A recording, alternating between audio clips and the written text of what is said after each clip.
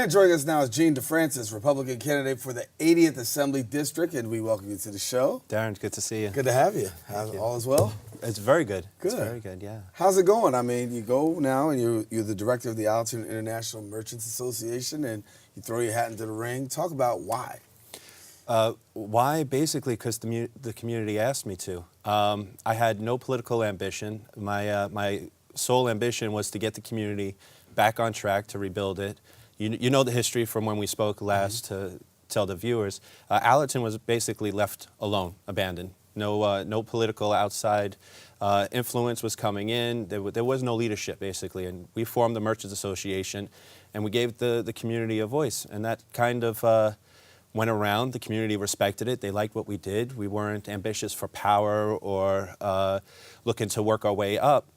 And they basically called us and said, Gene, we need another voice in this election. So I listened, and then more calls were coming in, and I said, we'll give it a shot. And it was surprisingly easier than I expected. You know, being a community activist, you work in different channels, and you get to meet new people. You get to hear different stories. It's actually been very enlightening. It's been very positive.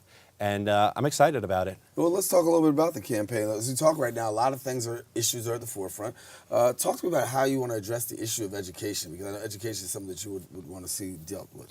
It's in the forefront, and I think we're wasting money in other areas when we need to be focusing specifically on education. I think that's the crux and the core of everything. K through 8, and then when we go into high school, it's a crying shame we don't have after-school programs for our kids. One of our public schools, they don't have an adequate library, and we're spending money on various wedge issues and other just needless activities, to be honest. I want to put the focus in the core, bring the community back together. Also, I want to bring back zone schooling. When we went to school, we knew our next door neighbor because we went to school with our next door neighbor. Every single public school should be the same. It should be equal. And neighbors should get to know neighbors. They should go to school together. This way, when they come home, they play together. And when you're walking down, it's safer as well, because you're going down the block, you know auntie, you know uncle, you know your next door neighbor. Everybody is rebuilding the community, and we're talking, and that's a very key issue, because sometimes we overcomplicate our problems, but if we just bring it all back to the local and just talk to each other and work together and live together and go to school together, then we start solving our problems together. Your next door neighbor needs a job, you're looking out for him. Your high school classmate needs a favor or something, you know who to call. It'll also help the congestion, if we go back to zone schooling, on the MTA. We're busing our kids across our county. It's ridiculous. When you could just walk 2 blocks away, we have to go to a better school because it's in a different district, or for whatever various reason. Every public school should get the proper funding, the proper care, the proper training for our educators. Also, another thing we should look at is, instead of hiring more security guards, we should hire more school counselors to help our kids educate, nurture them, grow them to the next level, rather than just leave them alone. You know, we could talk candidly. We know a lot of our homes, a lot of our children are coming from broken homes, single parents. They need that extra help. A security guard's not going to solve that, no matter how talented and professional that they are.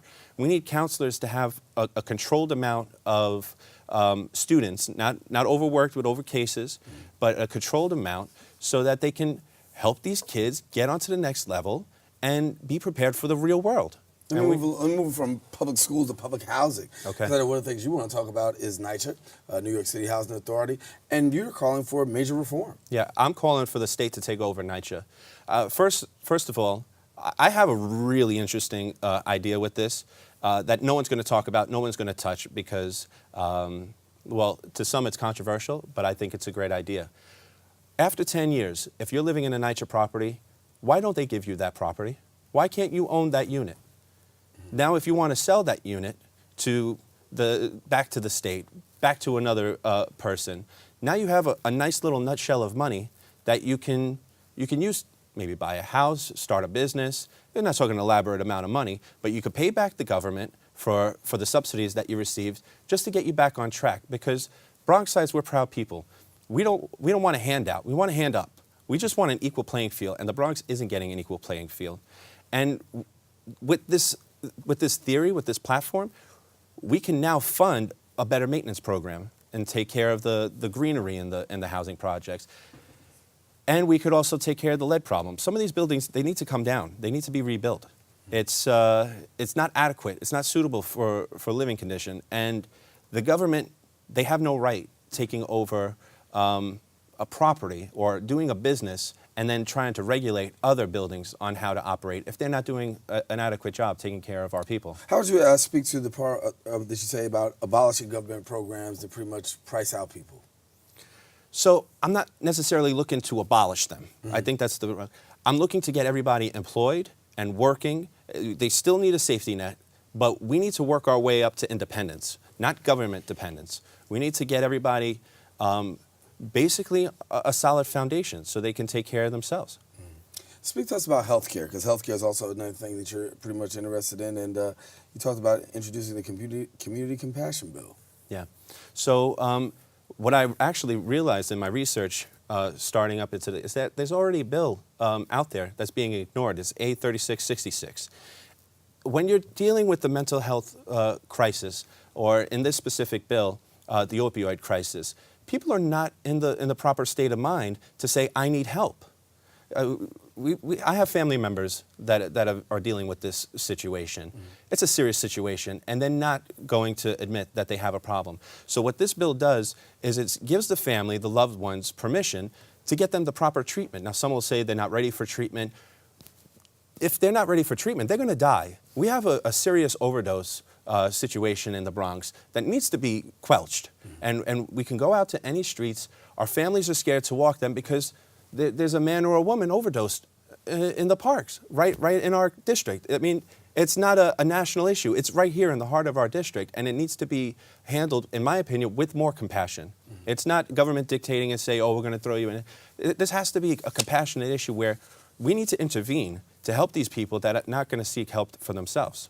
Let me move a little bit to small business, because I know small business is, of course, the lifeblood, and it's something that's passionate to your heart. How do you address the issue of small businesses for elected?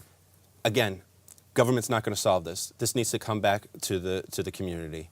And we can get a little grant and funding and things like that, but in the end, we need to work together. So it goes back to the education. We need to teach our students how to be entrepreneurs, not manufacturer workers. We need to teach them how to be independent.